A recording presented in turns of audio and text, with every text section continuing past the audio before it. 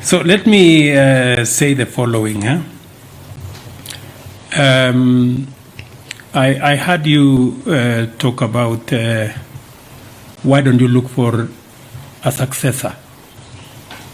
I want to tell you that from our own experience in Kenya, trying to get a successor can be a very disastrous project because it may not be the person the people want. So I think that's an area that requires much more than identifying somebody and saying, telling the population this is the person. What President Kagame has done from where I sit is commendable. I think he has provided sufficient mentorship to enough people to be able to step forward and in a democratic manner do what they have to do as a nation. I am very confident that he has provided lessons to many other leaders, and it is up to those leaders to do what they have to do. Let me wacha nikujibu kwa Kiswahili jambo la gharama la maisha, gharama ya maisha. Wacha nijaribu Kiswahili. Sio sanifu sana kama ya kule Tanzania, lakini nitajaribu ya Kenya. Gharama ya maisha ni changamoto la kitaifa na ni changamoto la kimataifa pia. Sio nchi zetu za bara la Afrika Mashariki peke yake ndio tuko na tatizo la gharama ya maisha kupanda. Ni tatizo la kimataifa, sehemu nyingi duniani, kwa sababu ya mambo mengi. Jambo la kwanza, tuko na matatizo yaliyotukumba ya pandemic ya COVID-19. Tukapata tena matatizo ya vita kule Ukraine na Russia. Tukapata tena na matatizo makubwa ya climate change. Kwa mfano Kenya mwaka uliopita, magala yetu tulikosa karibu magunia milioni 10, karibu magunia milioni 10 ya chakula hayakupatikana kwa sababu ya mvua ambayo haikutosha. Na ni lazima tufikirie mbinu kama serikali, ni vipi tutashughulikia tatizo hili tukiwa na changamoto za climate change, kukosekana kwa mvua, kuchelewa kwa mvua na mambo kama haya, na vile vile kukosekana kwa mbolea ambazo tunatumia, na ni vile tutashirikiana kuondoa kwa mfano yale matatizo tuko nayo ya mipaka, vizuizi katika mipaka yetu ambayo yanazuia chakula kutoka Rwanda kwenda Kenya, kutoka Tanzania kwenda Uganda na changamoto kama hizo. Na ndio sababu tuwe na maelewano kama yale tumeelewana hapa Rwanda ya uhusiano kati ya mataifa zetu, ndio tuweze kusaidiana pale panapotokea changamoto kama ile ya matatizo ya njaa. Kawaida, kwa sababu sisi ni nchi za demokrasia, kuna watu ambao wanachukua changamoto kama hizo na kuzibadilisha zikawa ni mambo ya siasa.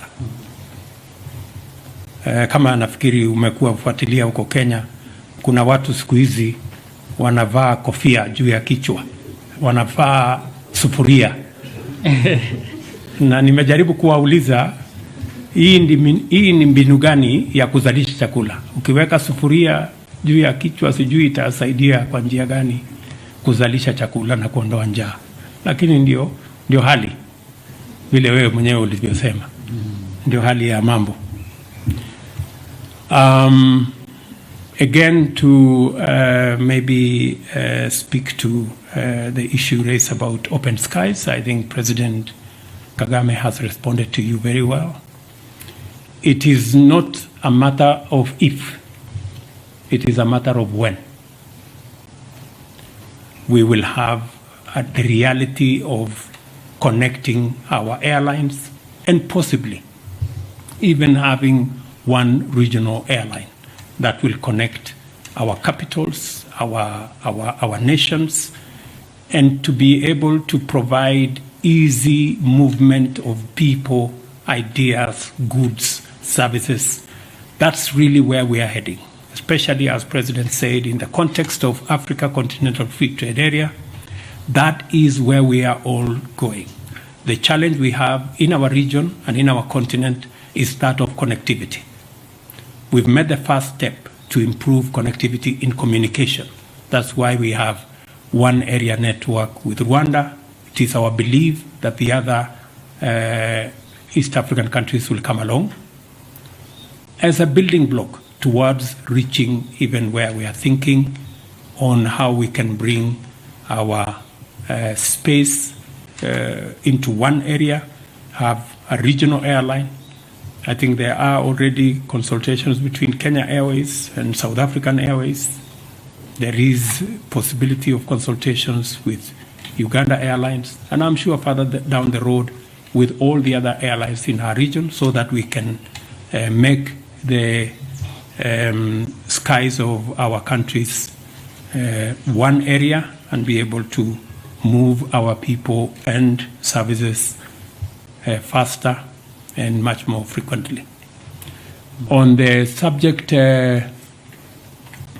my good friend said about Mr. Anangwe, you said something about what? Yes, sure. Incentives for the US investors. Okay, yes. Yeah, the incentive of US investors. In any case, the incentive I announced last week are not just for American investors. And I said it very clearly when I announced those incentives. They are for business, whether they are Kenyan, whether they are from Rwanda, whether they are from East Africa, or they are from the US or indeed any other part of the globe. We are continuously raising the bar on investment in our region to be able to make sure that we attract investment into our region. It is the reality that our own taxes can take us so far. Foreign direct investment becomes another avenue of attracting resources so that we can grow opportunities, we can grow our economies, we can grow jobs for our young people.